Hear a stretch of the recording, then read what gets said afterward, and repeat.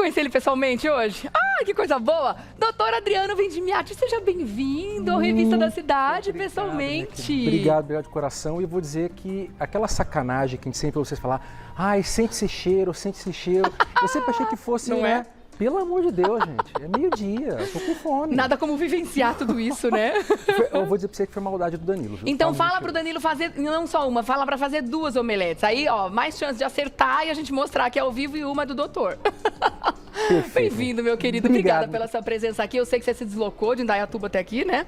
Pra nos atender e pra falar de um assunto extremamente importante pra gente entender, porque muita confusão acontece entre os leigos, entre nós leigos, sobre as questões de inflamações virais, né? Infecções virais e infecções bacterianas. Vamos explicar antes de mais nada, que eu vi que você trouxe um esqueminha bem bacana, para explicar qual é a diferença principal. Antes de mais nada, tem alguma semelhança entre elas?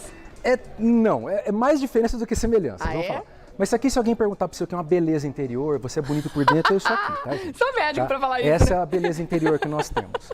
Pra você ter uma ideia, essa pergunta foi que fez nascer o Dr. Derrame. Tá. Eu estava 1h de plantão mexendo no meu celular, uma mulher falou, acabou de receber um vídeo aqui falando que descobriram na Itália, apareceu essa fake news bem no comecinho, que a Covid não é um vírus, é uma bactéria. Eita. De 10 mil necrópsias. E daí eu falei assim, não tem como confundir. Ela falou, me explica. Era uma senhora, 60 anos, super simples. Então foi daí que eu comecei a tentar explicar isso aqui para as pessoas. Tá, de uma forma bem simples para a gente entender. No resumo, a bactéria é como se fosse um bichinho inteiro. E o vírus não. Na verdade, até se discute se o vírus está vivo ou se ele não está.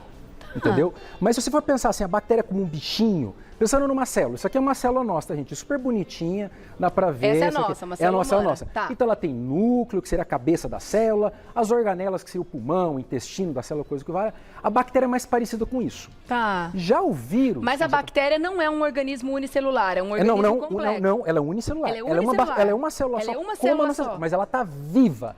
Se for pensar com um bichinho, ela tem cabeça, tem pulmão, tem intestino, ela come, ela faz cocô, todas essas coisas, como se fosse um bicho então vivo. A bactéria é um bicho ser vivo. unicelular, entendi. O vírus não. O vírus ele é um comprimido de DNA ou de RNA, entendeu? Ele tem uma casquinha e DNA lá dentro. Só. Tá. Só isso. E é muito bizarro entender como é que uma coisa dessa consegue fazer tanto estrago. Mas no geral, se a gente fosse pensar se o nosso corpo fosse um planeta, vamos dizer assim, as bactérias, se elas fossem invadir a gente, seria como se fosse um exército de alienígenas. Ou seja, um monte de bichinho vivo vindo para tentar colonizar ou atacar a gente. Então eles pegam e vêm para cá e começam a dominar, sei lá, entra no nosso pulmão, numa pneumonia. Guerra dos mundos. Entra na nossa bexiga, numa infecção de urina, e ela consegue viver, ela não precisa viver dentro da célula, ela pode ficar lá em cima do pulmão, em cima da pele do pulmão, comendo o que vier de comida, catarro, sangue, proteína, o que vier de bom para ela come e vive e faz filhotinho. E daí uma bactéria vira 2. Opa!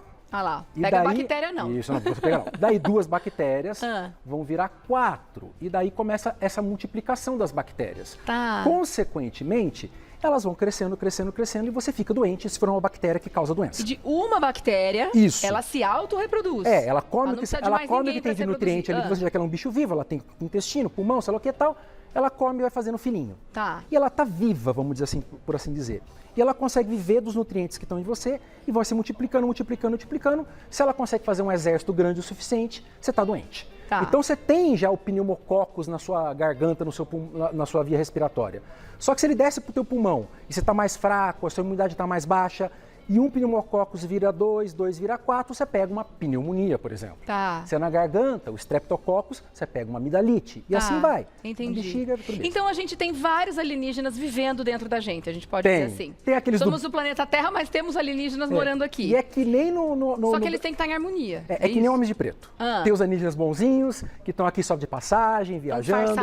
Tem aqueles até que ajudam a gente, né? Se a gente for lembrar dos lactobacilos vivos, são bactérias. Sim. Então a gente tem bactérias no nosso intestino que são positivas, que são boas, que quebram alimentos que a gente não consegue e fazem entrar para o nosso intestino aquilo que elas quebraram. Elas pegam algumas substâncias que elas quebram, a gente não, e elas ficam o que é bom para elas e dão para a gente o resto. É a famosa simbiose. Então a gente tem bactérias boas e tem bactéria que é ruim, que ela quer comer mais do que ela deveria, viver mais do que ela deveria, ela começa a consumir mais recursos nossos e a gente fica doente. Bora falar do vírus, então. Só que ele vai ter que trocar. Vamos lá. Deixa eu passar por aqui, pronto. Beleza. O que acontece com eles? Já o vírus, como eu disse, ele é um comprimido de DNA. Ele não tem cabeça, intestino, pulmão, ele não consegue pegar açúcar e fazer energia, por exemplo. Então o vírus é o que a gente chama de um parasita intracelular obrigatório, ou seja, ele não vive sem estar dentro de uma célula. Ele precisa de um hospedeiro. Ele precisa de um lugar para poder fazer as coisas dele, para poder fazer o quê? Mais vírus. Basicamente, no DNA, no material genético de qualquer vírus, tem uma informação apenas: como fazer mais vírus. Quer dizer que ele existe para isso, para se reproduzir rapidamente. Ele é que nem muito homem por aí, vive para comer e fazer filho. Ai, que horror. Tá? Basicamente isso. Mas ele não tem vida, então. A gente não pode dizer Por isso que é difícil dizer se ele está vivo ou não. Porque a definição de vida é uma coisa que consegue se replicar. Sozinho ele não consegue. Ele precisa hackear a nossa célula, hackear as orgânulos da célula, pegar o DNA dele, entrar no nosso núcleo, ou dependendo do vírus aqui mesmo, no próprio citoplasma, e usar as organelas, as coisas que fazem coisas da nossa célula, que fazem proteínas, que fazem DNA, para fazer mais casquinha e fazer mais DNA e fazer mais vírus. Agora, ao contrário das bactérias que a gente tem no nosso corpo, as boas e tal, e as ruins, elas estão lá em harmonia, vírus a gente não tem no organismo. Não, a gente não tem nenhum que faça alguma coisa de bom. No geral, não tem nenhum vírus que seja um simbionte, uma coisa que faça algo de bom para o nosso organismo. Todo vírus é um parasita, todo vírus causa doença. É que não é todo vírus que vai conseguir causar doença em você. Você tem uma ideia, naquele prato que você comeu pode ser que tenha alguns vírus. Sim. É que é o seguinte, eles por exemplo, estão por aí, uma né? folha de alface tem em média 20 vírus diferentes, mas vírus de alface. Então você nunca vai ficar doente por causa disso. Nunca mais vai comer alface. Não, mas calma, vocês nunca vão ficar doentes de comer uma folha de alface, porque é vírus de alface. Ele não consegue entrar na sua célula. Assim como um vírus de cachorro não consegue direito entrar na sua, mas às vezes tem essa troca. A gente podia falar disso no outro dia. Mas a questão importante é, esses vírus que são feitos para atacar o ser humano precisam de células do ser humano para fazer cópias. Só que daí entra a desgraça, e daí eu dou essa diferença. Se a bactéria é o alienígena, o vírus é como se fosse um robô invasor. Aqueles filmes de invasão robô. Porque ele sozinho, um robô, não consegue fazer robozinhos, ele não consegue fazer filhos. Então o que ele tem que fazer? Ele tem que entrar numa fábrica, tipo, ele vem aqui para São Paulo, vai para a fábrica da Volkswagen, hackeia a fábrica, fala, vai parar de fazer carro, faz um transformer, vai fazer robô. Pega a fábrica da Chevrolet, vai fazer robô. Então ele começa a hackear as nossas fábricas e fazer exércitos de robô. E essa é a diferença, que daí um robozinho entrando numa célula, não vira 2, 3, 4, vira um exército montão. Inteiro. Então, um vírus que entra numa célula e domina uma célula, quando ela explode, porque ela não aguenta mais de tanto vírus, tem 10 mil, 100 mil cópias de vírus. Meu Deus. E é por isso que, às vezes, um vírus só pode fazer um estrago muito grande. E é por isso que o nosso corpo tem mais defesas, entre aspas, contra vírus do que contra bactérias. Tanto que a maioria das doenças de vírus, a gente consegue eliminar sozinho, bem entre aspas. Porque também tem aquele detalhe, vamos falar de outra coisa importante. Quem que tá guardado aí? Os antibióticos. Sim. Antibiótico é veneno de bactéria. Pra essa galera aqui, se a bactéria não pra aquela. Se a bactéria está viva, eu posso fazer um veneno que mata ela. Eu posso ir lá e fazer uma coisa que faz com que ela não consiga, que ela se envenene, que ela não consiga respirar, que ela não consiga se alimentar. Na verdade, ela mata a bactéria quando ela está se dividindo. Mas de uma forma ou de outra é um veneno de bactéria. Como é que eu vou matar um robô com veneno? Não tem como. Então, não existe antibiótico para vírus. Não adianta tomar amoxicilina quando você está com resfriado, porque ele não está solto no teu sangue. Ele não está solto no teu corpo, ele está dentro da tua célula. Mas existem os retrovirais, né, que eles conseguem diminuir a replicação, os antivirais, se a gente for pensar, você está falando dos antivirais. Antirretrovirais são de retrovírus especificamente, como é do caso HIV. Mas os antivirais, eles são como se fossem peças defeituosas. Você mandou um agente secreto que foi lá na fábrica que está hackeada, na fábrica do Volkswagen, e ele troca as engrenagens, as peças, os circuitos que os robôs usam para fazer cópias de robôs por peças defeituosas. Daí os robôs que estão saindo da fábrica estão saindo tudo com defeito. Daí eles não funcionam, daí eles quebram, eles não conseguem hackear outras fábricas. Então todo antirretroviral entra na tua célula e impede o vírus de fazer cópia, trocando as peças que ele usa para fazer cópias por peças defeituosas. Basicamente isso. Mas é bem difícil, porque você não tem um antibiótico, uma coisa que mate um vírus. Se você tivesse uma coisa que matasse o vírus, você ia matar a tua célula. E por que falam dessa história do ciclo do vírus? Quando eu pego uma gripe, vai uns 10 dias, aí tem que esperar o ciclo do vírus. Então, o que porque, seria isso? como eu disse, o nosso corpo tem muito mais defesas contra vírus do que contra bactérias. Então, os nossos soldadinhos, na verdade, os linfócitos, né? Esse aqui é a nossa defesa. Os nossos glóbulos brancos. Eles são muito mais assim, planejados ou voltados para atacar vírus. Então, quando um vírus entra no nosso corpo, eles já começam a quebrar esses vírus, pegar os pedaços, descobrir como fazer uma míssil teleguiado contra eles, que são os anticorpos, que são proteínas, e começa a produzir defesas. Então, a maioria das doenças virais no nosso organismo são autolimitadas. Na verdade, é o seguinte, as que não são autolimitadas, você morre delas.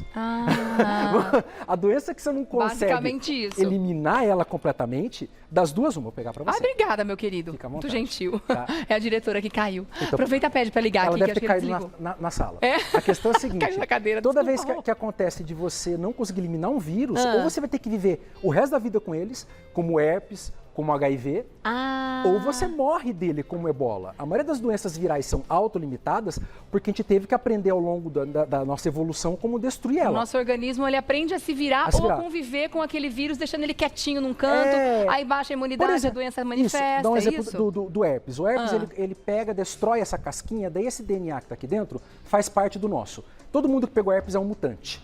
O resto da vida, células da pele dele são híbridas dele com o vírus da herpes. Para sempre o DNA do herpes está dentro do DNA dele.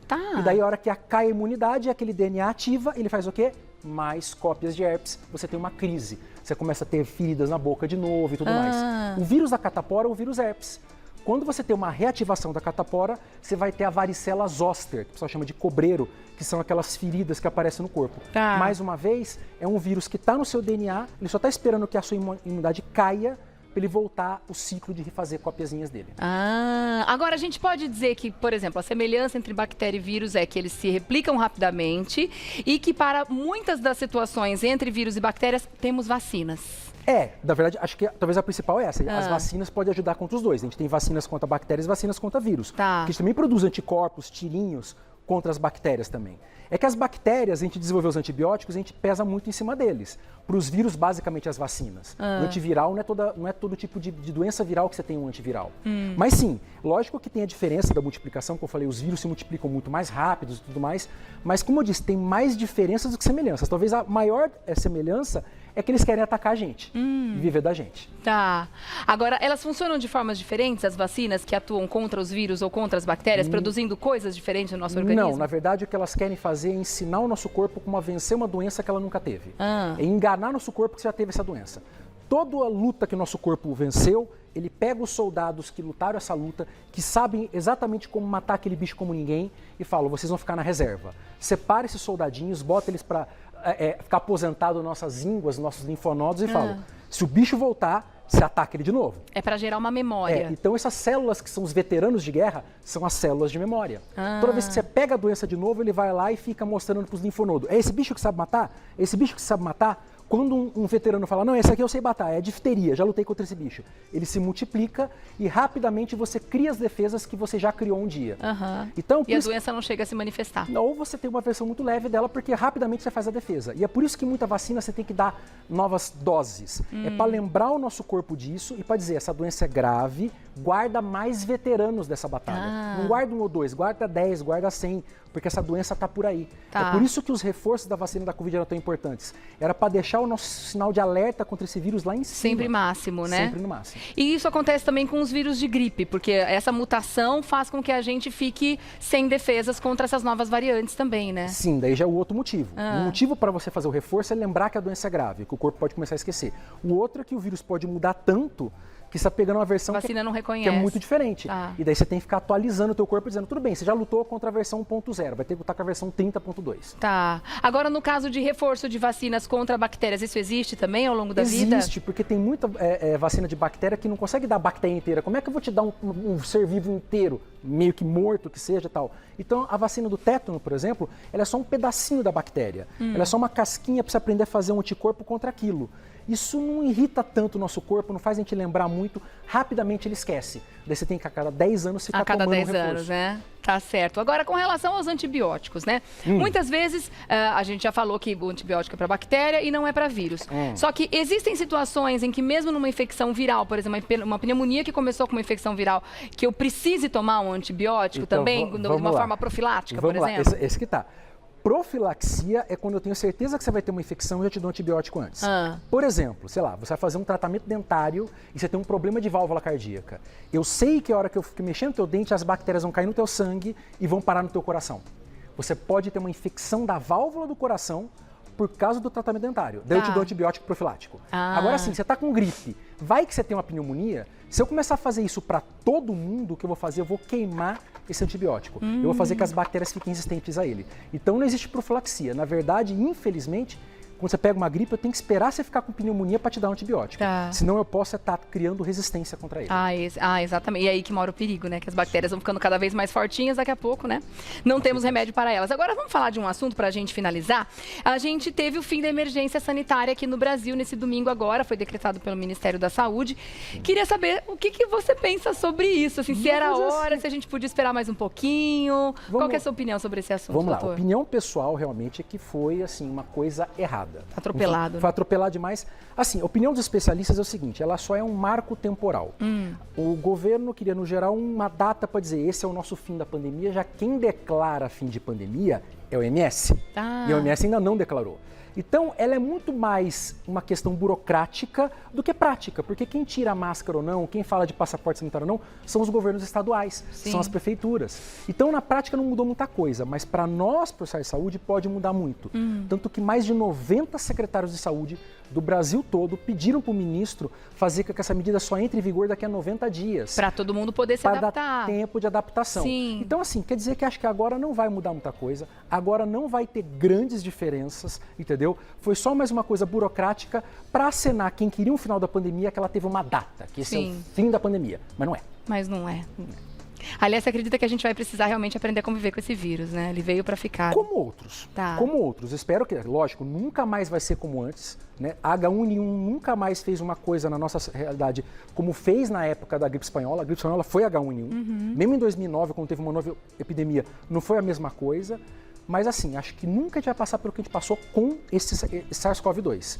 Mas ele vai estar com a gente para sempre. Vai conviver aí, né, gente? Por isso, os cuidados sempre. Não vamos, né, tirar a máscara quando a gente estiver doente. Vamos proteger as outras pessoas. Eu acho que algumas coisas vieram para ficar, né? O filhinho ficou doente? Não vai na escola, né? Você tá resfriado? Coloca a sua máscara. Não vai faltar do trabalho, mas põe a sua máscara, use, proteja as outras pessoas. Álcool gel? Sempre, né? Eu acho que são situações profiláticas importantes. Tem coisas que a gente já devia estar fazendo que a gente nunca fez. É verdade. A minha filhinha está doente hoje, eu não mandei. Tá meio ruinzinha na dúvida.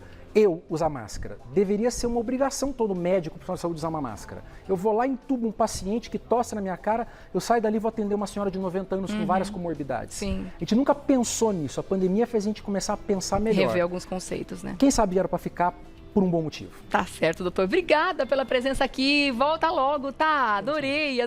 Mas também, se não puder vir, a gente conversa por Skype sem problema nenhum. O importante é a gente ter esse papo tão importante para esclarecer as dúvidas do pessoal de casa, né? Tendo comida boa, vem. Que nem sempre, vem todo dia, então. Olha, para você fazer o contato através do Insta, @dr.derrame, tá bom? @dr.derrame. Obrigada, doutor. Até a próxima, querido. Obrigada. Bom feriado, viu? Obrigado, você também.